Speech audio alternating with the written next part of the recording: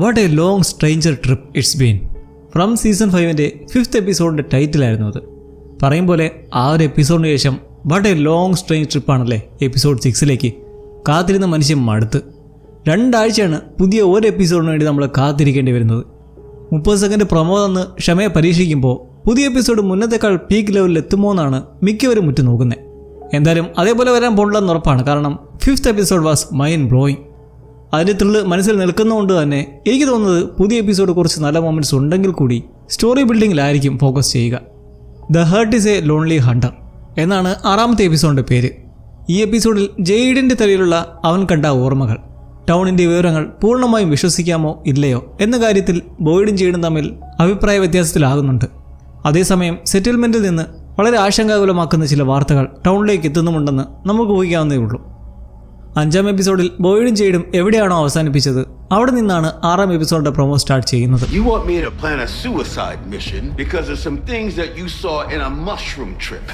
Boyd ജെയ്ഡിനോട് ചോദിക്കുന്ന കാര്യം, നീ ആ മഷ്റൂം കഴിച്ചതിന് ശേഷം കണ്ട കാര്യങ്ങളുടെ പേരിൽ ഞാൻ ഒരു ആത്മഹത്യാപരമായ ദൗത്യത്തിന് പ്ലാൻ തയ്യാറാക്കണമെന്നാണോ നീ പറയുന്നത്?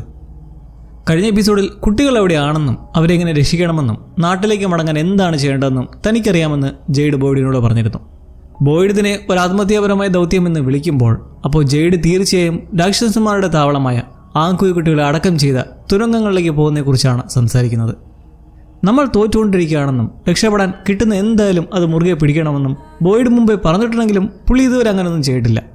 ടൗണിലുള്ളവരെ സംരക്ഷിക്കുക, കമ്മ്യൂണിറ്റിയുടെ നിയന്ത്രണം വിട്ടുപോകാതിരിക്കാൻ നിയമങ്ങൾ നടപ്പാക്കുക എന്നതായിരുന്നു അയാളുടെ എപ്പോഴത്തെയും ദൗത്യം. അതുകൊണ്ടാണ് ജെയ്ഡിൻ്റെ ഈ അപകടമേറിയ ദൗത്യത്തിൽ ഏർപ്പെടാൻ വിസമ്മതിക്കുന്നത്. എങ്കിലും ബോയ്ഡ് ഒരു വെടിക്ക് 2 പക്ഷി എന്നർത്ഥം പ്രയോഗിക്കാൻ ശ്രമിക്കും.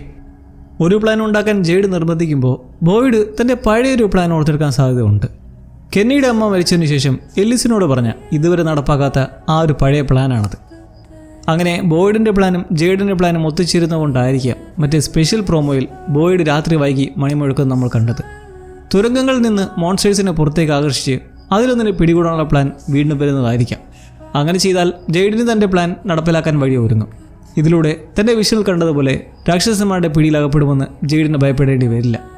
എന്നാൽ ഈ മാനിനിലോ പണ്ടാറക്കാലൻ ആ സ്ഥലത്ത് അങ്ങനെ എല്ലാം വെറുതെ സിമ്പിളാക്കി ഇടുമെന്ന് കരുതുന്നില്ല. തുരങ്കങ്ങളിൽ ജെയ്ഡിനെ കാത്ത് എന്തെങ്കിലും സർപ്രൈസ് ഉണ്ടായിരിക്കാൻ സാധ്യതയുണ്ട്.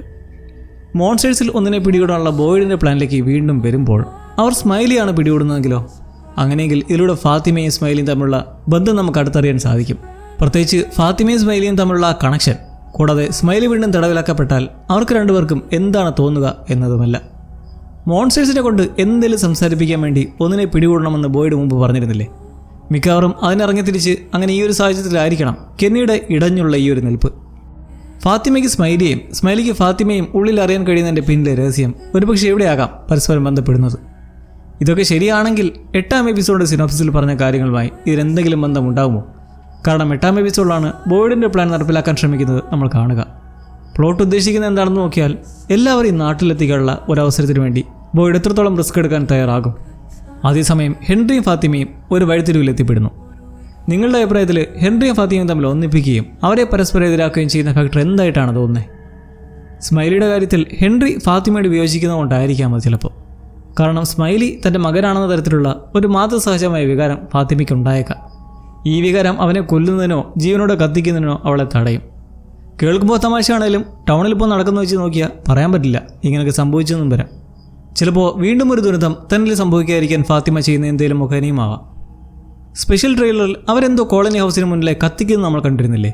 ഇനി അത് സ്മൈലി ആയിരിക്കുമോ? മുന്നൊരിക്കൽ ഇതുപോലല്ലേ കെന്നിയും ബോയ്ഡും യവനെ എരിച്ചത്? Acosta is back. അടുത്ത സീക്വൻസിൽ കോളനി ഹൗസിൻ്റെ ബേസ്മെൻറ്റിൽ ബോയ്ഡിനും ജെയ്ഡിനുമൊപ്പം നമ്മൾ അക്കോസ്റ്റയെ കാണുന്നുണ്ട്. ജെയ്ഡ് കണ്ട ആ വാതിൽ ശരിക്കും അവിടെ ഉണ്ടോ എന്ന് പരിശോധിക്കാൻ ബോയ്ഡ് ജെയ്ഡിനൊപ്പം പോകാൻ തീരുമാനിച്ചതായി തോന്നുന്നു. ബോയ്ഡ് അക്കോസ്റ്റയോട് ഈ പ്രദേശം പരിശോധിക്കാൻ ആവശ്യപ്പെട്ടതിനാലായിരിക്കാം അവരവിടെ വെച്ച് അക്കോസ്റ്റയെ കണ്ടുമുട്ടുന്നത്. അവരാ വാതിൽ കണ്ടെത്തുകയും അത് തുറക്കുകയും ചെയ്യുമെന്നാണ് കരുതുന്നത്. എന്നാൽ അവിടെ കഴിഞ്ഞ എപ്പിസോഡിൽ ജെയ്ഡ് കടന്നുപോയ തുരങ്കത്തിന് പകരം അവരൊരു ചുമരാണ് കണ്ടെത്തുന്നതെങ്കിലോ? ഇത് കാരണം ചുവര് തകർത്ത് മുന്നോട്ട് പോകാനായിരിക്കാം ബോയ്ഡ് ഒരു വലിയ ചുറ്റിയൊക്കെ എടുക്കാൻ പോകുന്നുണ്ട്. മറ്റൊരു ഷോട്ടിൽ ബോയ്ഡ് ഞെട്ടി ഉയർത്തി നിൽക്കുന്നത് നമുക്ക് കാണാം. ചുവര് തകർത്തതിനു ശേഷം ജെയ്ഡ് പറഞ്ഞത് സത്യമാണെന്ന് അയാൾ തിരിച്ചറിയുമ്പോഴായിരിക്കാം ഇത് സംഭവിക്കുന്നത്. അങ്ങനെയെങ്കിൽ മോൺസ്റ്റേഴ്സ് താമസിക്കുന്ന ഗുഹയിലേക്ക് നയിക്കുന്ന ഒരു തുരങ്കം അവിടെ വെളിപ്പെടുകയാണ്. ജെയ്ഡ് ബോയ്ഡിനോട് പറയുന്നത് നമുക്ക് കേൾക്കാം. ഞാൻ ഉത്തരങ്ങൾക്കായി തിരഞ്ഞു, എനിക്കിത് ലഭിച്ചു. ഇതാണ് നമ്മുടെ അവസരം. This is our chance, Boyd. I went looking for answers and I found answers. This is our shot. Colony ഹൗസിനുള്ളിൽ വെച്ചായിരിക്കും ഈ സംഭാഷണം നടക്കുകയെന്ന് തോന്നുന്നു. കാരണം ജെയ്ഡ് ബോയിഡിനോട് സംസാരിക്കുന്ന അതേ സ്ഥലം കാണിക്കുന്ന എപ്പിസോഡിൻ്റെ ഒരു പ്രൊമോഷൻ ചിത്രം നമുക്ക് ലഭിച്ചിട്ടുണ്ട്. മുന്നേ ക്രിട്ടിക് സ്പെഷ്യൽ ട്രെയിലറിൽ ജെയ്ഡിൻ്റെ ഈ രംഗം കണ്ടിരുന്നില്ലേ? ഇവിടെ ജെയ്ഡ് ടണൽസിൻ്റെ ഒരു മാപ്പ് ഉണ്ടാക്കാൻ ശ്രമിക്കുന്നവൻ ചാൻസ് ഉണ്ട്. കണ്ടാൽ മുഴുപ്രാന്താണെന്ന് തോന്നിക്കുന്ന പലതും ഈ ജെയ്ഡ് കൂട്ടം ചെയ്യുന്നത് നമ്മളിതിന് മുന്നേ കണ്ടിട്ടുണ്ട്, ശരിയല്ലേ? ഇപ്പോൾ കയ്യിൽ കിട്ടുന്ന ഓരോന്ന് ഡെസ്കിലെടുത്ത് വെച്ച് ടണലിൻ്റെ റൂട്ട് നോക്കുകയാണെങ്കിൽ അപ്പോൾ ഈ കാണുന്നൊരു സംഭവം മുന്നേ ഒരിക്കൽ ജെയ്ഡ് കയറി വീണില്ലേ? ശില്പായതടോ, ആ ഒരു പ്രവേശന കവാടമായിരിക്കാം ടണലിൻ്റെ. അതേസമയം ഈ വസ്തുക്കളൊക്കെ തബീത്തിയുടെ ആദ്യ വീടിന് കീഴിൽ കണ്ടതും ഇനി ചിലപ്പോൾ കോളനി ഹൗസിലെ സ്റ്റോറേജ് റൂമിൽ കണ്ടെത്തിയതുമെല്ലാം വെച്ച് മെനഞ്ഞെടുത്ത അണ്ടർഗ്രൗണ്ട് റൂട്ടായിരിക്കാം. നമുക്കറിയാവുന്ന പോലെ തുരങ്കങ്ങൾ സ്ഥിതി ചെയ്യുന്നത് ടൗണിൻ്റെ അടിയിലാണ്. ഈ മാപ്പ് ജെയ്ഡിനെ തുരങ്കങ്ങളിൽ പ്രവേശിക്കാൻ സഹായിച്ചേക്കാം. കാരണം അവനിത് നന്നായി മനസ്സിലാക്കിയാൽ ടൗണിലെ ഏത് സ്ഥലത്തു നിന്നും അവന് ടണൽസിൽ പ്രവേശിക്കാനും പുറത്തു കടക്കാനും കഴിയും. പ്രോമോയിൽ പിന്നീട് വിക്ടർ കോളനി ഹൗസിൻ്റെ മേൽക്കൂരയിലുണ്ടെന്ന് ചില താമസക്കാർ ബോയ്ഡിനെയും കെന്നിയെയും അറിയിക്കുന്നത് നമ്മൾ കാണുന്നു. വിക്ടറും ബോയ്ഡും തമ്മിലുള്ള ആ രംഗത്തിൽ യെല്ലോ സ്യൂട്ട് മനുഷ്യനെക്കുറിച്ച് ഓർത്തെടുക്കാൻ കഴിയുന്ന എന്തെങ്കിലും ഉണ്ടോ എന്ന് ബോയ്ഡ് അവനോട് ചോദിക്കുന്നു. എന്നാൽ ഇനി അവിടെയുള്ള ആർക്കും ഒരു ഉപദ്രവവും പരിഭ്രാന്തി ഉണ്ടാക്കാൻ ആഗ്രഹിക്കാത്തതിനാൽ വിക്ടർ അത് ഓർക്കാൻ കഴിയില്ലെന്ന് പറയുന്നു. കാരണം അവന് താല്പര്യമില്ല. ഇവിടെ വിക്ടർ മേൽക്കൂരയിലുണ്ടെന്ന് അറിയുന്നതിന് മുമ്പ് ബോയ്ഡ് കെന്നിയോട് സംസാരിക്കുകയായിരുന്നു എന്ന് തോന്നുന്നു. കാരണം കഴിഞ്ഞ എപ്പിസോഡിൽ വിക്ടർ കെന്നിക്ക് നൽകിയ ആ ചിത്രം ബോയ്ഡിൻ്റെ കയ്യിലേക്ക് കാണാം. മാനിനിയിലോ മിറാണ്ടയെ വിഴുങ്ങുന്ന ക്രയോൺ ഡ്രോയിങ്. വിക്ടർ തൻ്റെ ജീവിതം അവസാനിപ്പിക്കാൻ ശ്രമിക്കുന്ന അവസ്ഥയിൽ വരെ എത്തിയിരിക്കുന്നു. അവനിപ്പോഴും തൻ്റെ അമ്മയുടെ മരണത്തിന് സ്വയം കുറ്റപ്പെടുത്തുകയാണ്. കുട്ടികളെ രക്ഷിക്കാൻ ബോട്ടിലേക്ക് അടുത്തേക്ക് പോകാൻ മിറണ്ടയോട് പറഞ്ഞത് അവനായിരുന്നു. ഇപ്പോൾ യെല്ലോ സ്യൂട്ട് മനുഷ്യനാണ് മിറണ്ടയെ വിഴുങ്ങിയെന്ന് തൻ്റെ പിതാവ് ഹെൻറിയോട് പറഞ്ഞതിലൂടെ ഉണ്ടായ അവസ്ഥയ്ക്കും അവൻ സ്വയം പഴിക്കുന്നു. 5ാം എപ്പിസോഡിൽ നമ്മൾ കണ്ടതുപോലെ മിറാണ്ടയ്ക്ക് സംഭവിച്ചതും അതിനുശേഷമുള്ള വിക്ടറിൻ്റെ ജീവിതവും മാനിനിയിലോ ഉണ്ടാക്കിയ ഭീതിയും ഹെൻറിയെ വലിയ രീതിയിൽ ബാധിച്ചിരുന്നു. അതുകൊണ്ടാണ് വിക്ടർ ഇനിയും ഒന്നും ഓർത്തെടുക്കാനോ ആരോടും പറയാനോ ആഗ്രഹിക്കാത്തത്. കാരണം അറിവിന് വലിയൊരു വില നൽകേണ്ടി വരുമെന്ന് വിക്ടർ തുടക്കം മുതലേ മനസ്സിലാക്കിയിരുന്നു. ഇനി എല്ലാവരെയും ആകാംക്ഷയിലാക്കിയ ആ രംഗം. മരിയൽ, ബോയ്ഡ്, ക്രിസ്റ്റി എന്നിവർ ചേർന്ന് ഒരാൾക്ക് CPR നൽകുന്നത് നമ്മൾ കാണുന്നു. കെന്നി അവിടെ ഷോക്കായി നിൽപ്പുണ്ട്. എന്നാൽ ഏറ്റവും വലിയ ഞെട്ടൽ തബീത്തയ്ക്കായിരുന്നു. പൾസില്ലെന്നും ഇത് നടക്കില്ലെന്നും മരിയലും ക്രിസ്റ്റിയും നിന്ന് പറഞ്ഞിട്ടും ബോയ്ഡ് നിർത്താതെ തുടരുകയാണ്. ഒരിക്കലും ഇങ്ങനെ സംഭവിക്കരുത് എന്ന തരിപ്പോടെ. അങ്ങനെയെങ്കിൽ ആരാണ് ഈ വ്യക്തി? ആരെങ്കിലും മരിക്കുമോ? അത് ഡോണയാണോ? ഹെൻറിയാണോ? അതോ മഷ്റൂമിൻ്റെ അമിത ഉപയോഗം കാരണം ജെയ്ഡാണോ? ഇനി തികച്ചും മറ്റേതെങ്കിലും കഥാപാത്രമാണോ? വിക്ടർ തൻ്റെ ജീവിതം അവസാനിപ്പിക്കാൻ മേൽക്കൂരയിലേക്ക് പോയതുമായി ഇതിന് എന്തെങ്കിലും ബന്ധമുണ്ടോ?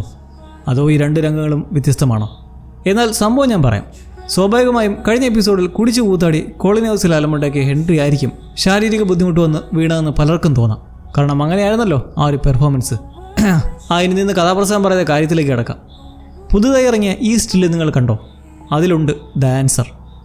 തുടക്കം മുതലേ നമ്മുടെ ശ്രദ്ധയിൽപ്പെട്ട ഒരു പ്രൊമോ സ്റ്റില്ലാണത്. ഹെൻറി ബാറിൽ സോഫിയോടൊപ്പം ഇരുന്ന് മദ്യപിക്കുന്നത്. ഇതിൻ്റെ ഒരു പുതിയ സ്റ്റില്ലും വന്നിട്ടുണ്ട്. എന്തായാലും ഇത് നോക്കിയാൽ തീർച്ചയായും സോഫിയ ഹെൻറിയുടെ മനസ്സിൽ എന്തോ വിഷവിത്തിടുകയാണെന്ന് നമുക്ക് ഉറപ്പിക്കാം. പുതിയ മറ്റൊരു പ്രൊമോ സ്റ്റില്ലിൽ ഹെൻറി ആ മാനിനിലോസിന് മുന്നിൽ നിൽക്കുന്നുണ്ട്. അയാളെന്തിനാ അവിടെ നിൽക്കുന്നേ? ഇനി ആ വസ്ത്രം എടുത്തിടാനാണോ എന്നൊരു പേടി എനിക്കുണ്ട്. കാരണം ഞാൻ അതുപോലൊരു ഫോട്ടോ കണ്ടിരുന്നു. അതിന് AI ആണോ എന്നറിയാത്തത് കൊണ്ട് അതിവിടെ പ്രതിഷ്ഠിക്കുന്നില്ല. എന്നാലും സോഫിയ ഹെൻറിയെ നല്ലോണം മൂട്ടിക്കൊടുക്കുന്നുണ്ട്. ബാറിലുള്ള അതേ ഗ്ലാസ്സിൽ നിന്നാണ് സോഫിയയും കുടിക്കുന്നത്. മുൻപ് വന്ന പ്രൊമോയിൽ ഒരു ഷോട്ടിൽ നോക്കിയാൽ ഹെൻറി എന്തോ വല്ലാത്ത അലട്ടിൽ നിൽക്കുന്നൊരു കാഴ്ചയുണ്ട്. ഇത് 5ാം എപ്പിസോഡിൽ വിക്ടർ മാനിനിയിലോ മിറണ്ടയോട് കാട്ടിയ അപരാധത്തെക്കുറിച്ച് വിവരിച്ചപ്പോൾ കണ്ടതിനേക്കാൾ കൂടുതൽ തകർന്ന നിലയിലാണ്. ആ ഷർട്ട് സോഫിയയ്ക്കൊപ്പം ഇരിക്കുന്ന സെയിമോ. അപ്പോൾ സോഫിയ അവളുടെ എന്തെങ്കിലും തന്ത്രങ്ങൾ പ്രയോഗിച്ചതാണോ? അങ്ങനെയെങ്കിൽ കോളനി ഹൗസിൽ അവൾ ആദ്യം കൃത്രിമം കാണിക്കാൻ ഇരയാക്കുന്നത് ഹെൻറിയും വിക്ടറിനെയും ആയിരിക്കാം. കാഴ്സൺ മക്കലേഴ്സ് എന്ന എഴുത്തുകാരിയുടെ the heart is a lonely hunter എന്ന നോവലിൽ നിന്നാണ് ഈ 6ാം എപ്പിസോഡിൻ്റെ പേര് കടമെടുത്തിരിക്കുന്നത്. അതിൽ ജേക്ക് ബ്ലൗണ്ട് എന്നൊരു ക്യാരക്ടറുണ്ട്. അയാൾ ഹെൻറിയെ പോലെ തന്നെ മദ്യം കഴിച്ച് സ്വയം ശാന്തനാകാനും മാനസിക സമ്മർദ്ദം കുറയ്ക്കാനും ശ്രമിക്കുന്നുണ്ട്. നോവലിൽ എഴുത്തുകാരി ജെയ്ക്കിൻ്റെ മദ്യപാനത്തെ ഒരു ആസ്വാദനമായോ നല്ലൊരു കാര്യമായോ ഒന്നുമല്ല ചിത്രീകരിക്കുന്നത്. പകരം അയാളുടെ മാനസികാവസ്ഥയും ഉള്ളിലെ ചിന്തകളും അടിച്ചമർത്തപ്പെട്ട വികാരങ്ങളുമായുള്ള പോരാട്ടവും വെളിപ്പെടുത്താനുള്ള ഒരു ഉപകരണമായാണ് അതിനുപയോഗിക്കുന്നത്. മദ്യപാനം എന്നത് അതിൻ്റെ ഒരു ശ്രമമായിരുന്നു. സ്വയം ശാന്തനാകാനും മാനസിക പിരിമുറുക്കം ഒഴിവാക്കാനുമുള്ള ശ്രമം. ഇതുതന്നെയാണ് ഇപ്പോൾ ഹെൻറിയുടെ കാര്യത്തിൽ സംഭവിക്കുന്നത്. നേരത്തെയുള്ളൊരു മെഴുകുടിയനായിരുന്നു നമുക്കറിയാം. ഇപ്പോൾ അയാൾ വീണ്ടും മദ്യപാനത്തിലേക്ക് കടന്നിരിക്കുന്നു. എങ്കിലും മുന്നത്തെ ഈ പ്രൊമോ രംഗത്തിൽ ഹെൻറി പൂർണ്ണമായും തകർന്നു പോകാൻ മറ്റൊരു സാധ്യത കൂടിയുണ്ട്. താബിത്ത ഹെൻറിയോട് വന്നിട്ട് താനാണ് മിറണ്ട എന്ന് പറഞ്ഞാലോ? 4-ാം എപ്പിസോഡിൽ ഹെൻറിക്ക് അവളെക്കുറിച്ചും മിറണ്ടയുമുള്ള ബന്ധത്തെക്കുറിച്ചും അറിയാമോ എന്ന് ഡോണ തബീത്തയോട് ചോദിച്ചിരുന്നില്ലേ? അവൾ അയാളോട് അതേക്കുറിച്ച് പറഞ്ഞിട്ടില്ലെന്ന് പറഞ്ഞു. കാരണം തബീത്തയ്ക്ക് ആ ഒരു സാഹചര്യത്തെക്കുറിച്ച് കൃത്യമായ ഉറപ്പില്ലായിരുന്നു. ടൗൺ തങ്ങളെ ചതിക്കാൻ ശ്രമിക്കുന്ന മറ്റൊരു കുതന്ത്രമാണെന്നാണ് അവൾ കരുതിയത്. എന്നാൽ ആ റീസെൻ്റ് എപ്പിസോഡിൽ, അതായത് 5-ാം എപ്പിസോഡിന് ശേഷം താൻ കാണുന്നതൊന്നും വെറും കളിപ്പീരല്ല, യാഥാർത്ഥ്യമാണെന്ന് അവൾക്ക് ഉറപ്പായി. പണ്ട് ആ പഴയ സെറ്റിൽമെൻറ്റിൽ ഉണ്ടായിരുന്നു എന്ന് ഓർമ്മ വന്നതിലുപരി ആ പാവകളെ എങ്ങനെ കൊല്ലണമെന്ന് ആ ഓർമ്മയിലൂടെ പിടികിട്ടി അത് ചെയ്തപ്പോൾ സംഭവം ഏൽക്കുകയും ചെയ്തു. ആ പന്നപ്പാവ പിന്തിരിഞ്ഞ് പോവുകയും ചെയ്തു. അതുകൊണ്ട് ഗ്രാമത്തിലേക്ക് മടങ്ങിയെത്തുമ്പോൾ അവൾ ഹെൻറിയോട് തൻ്റെ യഥാർത്ഥ അവസ്ഥ വെളിപ്പെടുത്തിയേക്കാം. ഇത് ഹെൻറിയെ പൂർണ്ണമായും തകർക്കുന്ന ഒന്നായിരിക്കാം. അങ്ങനെയെങ്കിൽ സോഫിയയ്ക്ക് തകർന്ന ഹെൻറിയെ എളുപ്പത്തിൽ ഇരയാക്കാവുന്ന അവസ്ഥയിലാക്കും. ബിക്കോസ് ടൈറ്റിൽ പറയുന്ന പോലെ ഹൃദയം ഒരു ഏകാന്ത വേട്ടക്കാരനാണ്.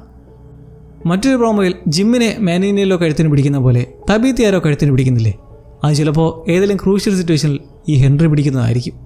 ലൈറ്റിങ്ങും ഡ്രോയിങ്ങും ഒക്കെ കണ്ടിട്ട് ഇത് മറ്റേ വിക്ടർ ഡ്രോയിങ്സ് സൂക്ഷിക്കുന്ന ആ കാറുകൾ കിടക്കുന്ന ഏരിയയിലാണെന്ന് തോന്നുന്നു.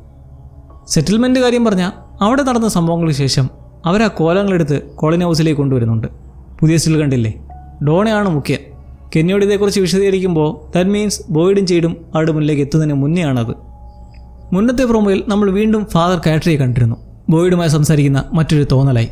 പുതിയ സ്റ്റിലിൽ ഒന്ന് ഫാദർ കാറ്ററിയുടേതായതുകൊണ്ട് ആ സീക്വൻസ് വരുന്നത് ഈ എപ്പിസോഡിലാണെന്ന് മനസ്സിലാക്കാം. നമ്മൾ വലുതായി കാണാത്ത ഒരു മിംഗ്ലിംഗ് ഉണ്ടാവുന്നുണ്ട് കേട്ടോ, റാൻഡലും എൽജിനും തമ്മിൽ. ആ കണ്ണിലെ മുറിവ് എത്ര പെട്ടെന്നാണ് ഉണങ്ങിയെന്ന് നോക്കണേ. ഇന്നേരം റാൻഡലിൻ്റെ അതിന് മുന്നേ ഉണ്ടായ മുറിവ് ഇപ്പോഴും കരിഞ്ഞിട്ടുമില്ല. അതെന്താ അങ്ങനെ? പ്രേക്ഷകർ ഏറെ കാത്തിരിക്കുന്ന എല്ലിസും ഫാത്തിമയുമായിട്ടുള്ള ഗോലം ടോക്സും ജൂലിയും സേറയും തമ്മിൽ പരസ്പര സഹകരണത്തോടെ പുതിയ വീട്ടുജോലിയിൽ ഏർപ്പെടുന്നതൊക്കെ നമുക്ക് കാണാം. പാറ്റി അറിയാലോ, ഞാൻ കഴിഞ്ഞ എപ്പിസോഡിൽ പറഞ്ഞ ജെയ്ഡിൻ്റെയും തബീത്തയുടെയും വില്ലനാകാനുള്ള പൊട്ടൻഷ്യൽ മണക്കുന്ന ക്യാരക്ടർ. അവളുടെ മുഖത്തുള്ള ആ പൊള്ളൽ ക്രിസ്ത്യൻ മരിയലും ഡീൽ ചെയ്യുമ്പോൾ ഓർക്കണേ, ഈ രണ്ടുപേർക്കും തബീത്തയുടെ പുനർജന്മ രഹസ്യം അറിയാത്ത, എന്നാൽ മറ്റുള്ളവരെക്കാൾ ടൗണിൽ സീനിയോറിറ്റി ഉള്ളവരും കൂടിയാണ്, എസ്പെഷ്യലി ക്രിസ്റ്റി. എന്താണ് സംഭവിച്ചത് എന്ന് പാറ്റി പറയാൻ തുടങ്ങിയാൽ അവിടെ സംശയങ്ങൾ ജനിക്കാൻ തുടങ്ങും. അതിനെ കോളിളക്കം സൃഷ്ടിക്കുമോ അതോ ഉണ്ടയില്ലാത്ത വെടിയാകുമോ എന്ന് കണ്ടറിയാം. നമ്മുടെ അക്കോസ്റ്റ് ചേച്ചി പറഞ്ഞു കേട്ടില്ലേ? Is the finale. Yeah, there's a lot of newness going on, of things happening that we didn't know. Finale സംഭവം ഇറുക്ക്. അപ്പോൾ ഇതൊക്കെയാണ് ഈ കൊച്ചു വീഡിയോയിലൂടെ പറയാനുള്ളത്. ഇനി എപ്പിസോഡ് വന്നു കഴിയുമ്പോൾ പൊങ്കലിടാൻ റെഡി ആയിക്കോ. എന്തൊക്കെ ബഹളമായിരുന്നു, മലപ്പുറം കത്തി, മെഷീൻ ഗണ്ണ്, ബോംബ്, ഒരക്കര മൂട്. സോ മറ്റൊരു വീഡിയോയുമായി see you then.